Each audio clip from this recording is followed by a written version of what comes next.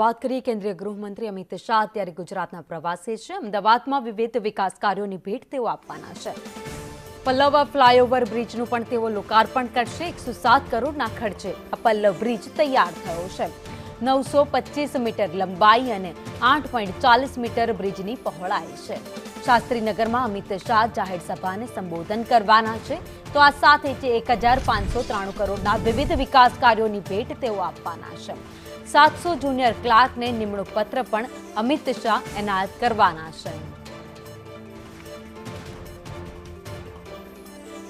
તો ઓપરેશન સિંદૂર બાદ કેન્દ્રીય ગૃહમંત્રી અમિત શાહ ગુજરાતમાં પ્રથમવાર આવ્યા છે, ત્યારે અનેક કાર્યક્રમોમાં તેઓ હાજરી આપવાના છે। આજે અમદાવાદમાં તેઓ જાહેર સભાને સંબોધન પણ કરવાના છે।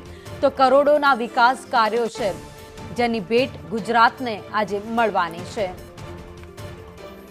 તો આજે સહકારી મહાસંમેલનનું પણ આયોજન કરવામાં આવ્યું છે। સહકારી મહાસંમેલનમાં તેઓ હાજરી પણ આપવાના છે। તો સાયન્સ સિટીમાં સહકારી સંમેલન યોજાવાનું છે। તો મહેસાણાના ગોજારિયામાં પણ તેઓ જવાના છે, જ્યાં નર્સિંગ કોલેજનું શાહના હસ્તે ઉદ્ઘાટન થશે। તો સાણંદમાં અમિત શાહની ઉપસ્થિતિમાં તિરંગા યાત્રા યોજાવાની છે। તો બપોરના સમયે સાણંદના એકલિંગજી રોડથી આ યાત્રાની શરૂઆત થશે, જ્યારે સાંજના સમયે અમદાવાદમાં કરોડોના ખર્ચે બનેલો પલ્લવ બ્રિજ, જેનું લોકાર્પણ અમિત શાહ કરવાના છે। બ્રિજનું લોકાર્પણ થતાની સાથે ત્યાં અવરજવર પણ શરૂ થઈ જશે અને અનેક લોકો છે જેને ટ્રાફિકમાંથી મુક્તિ મળશે।